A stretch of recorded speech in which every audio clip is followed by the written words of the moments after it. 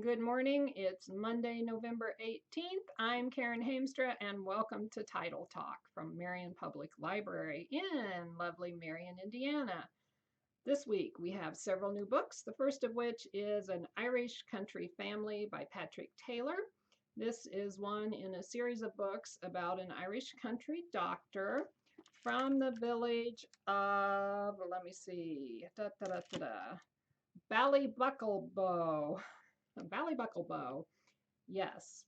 And it just masterfully chronicles Irish village life in the years of 1963 and 1969. It goes back and forth between the 2 years and just tells what's going on back then. So if you like these gentle kind of village life books, I would urge you to give Patrick Taylor's new book a check out.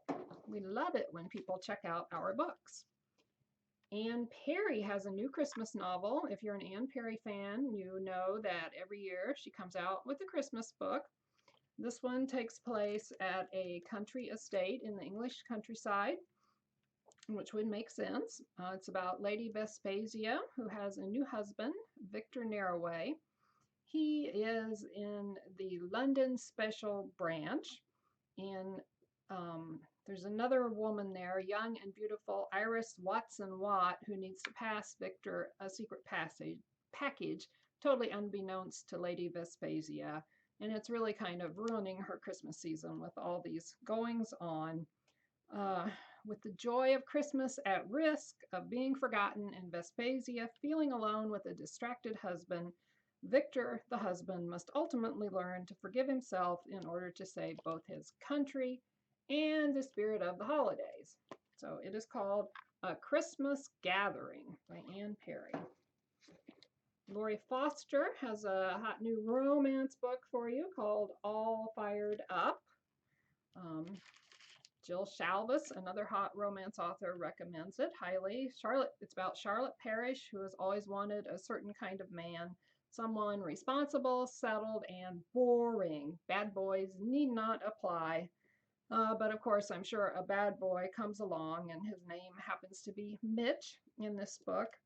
And he's found his half brothers after lots of years separated, and that's all he could ever wish for until he meets Charlotte Parrish. So Lori Foster, All Fired Up. There is a new Tom Clancy book. I'm having directional problems this morning. As you know, Tom Clancy has been deceased for some time, but Mark Cameron continues writing books in his Jack Ryan series. This one is called Code of Honor.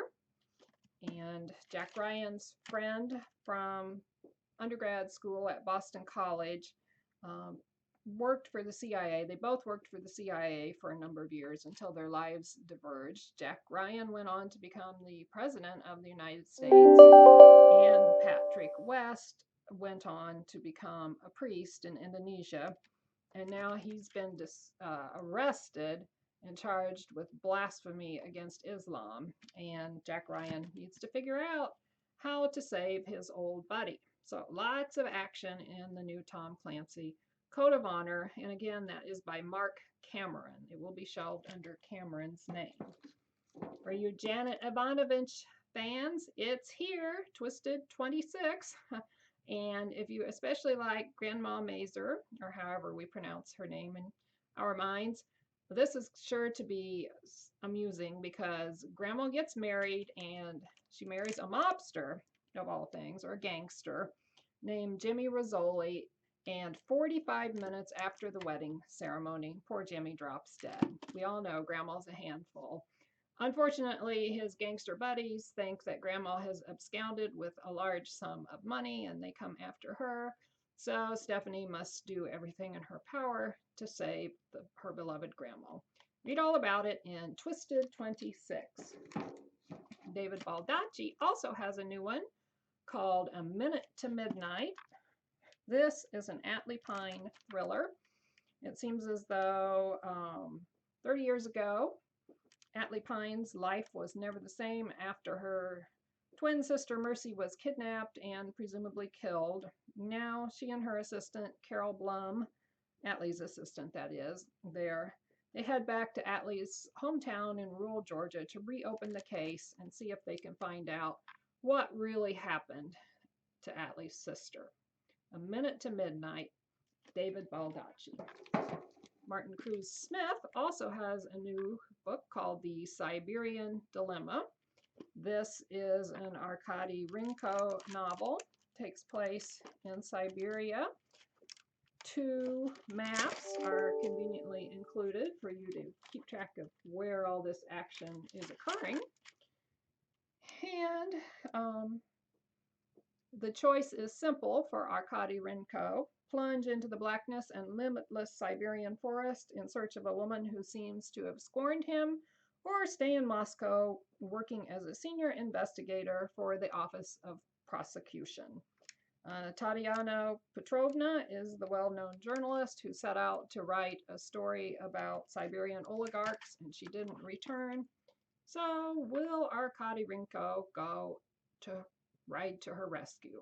I'm guessing probably so, but you might want to read about it and find out. Now I have a couple of twin sets for you. Terry Blacksmith has a new book out called Smokescreen, and we have the regular print edition and we have the large print edition, all at the same time. So you can take your choice of your print preference. This is about Nate Beckett, who has spent his life fighting wildfires instead of the lies and rumors that drove him from his Colorado hometown 14 years ago.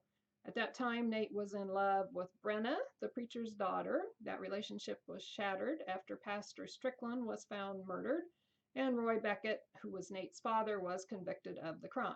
Now, Roy has been pardoned, and Nate is back in town.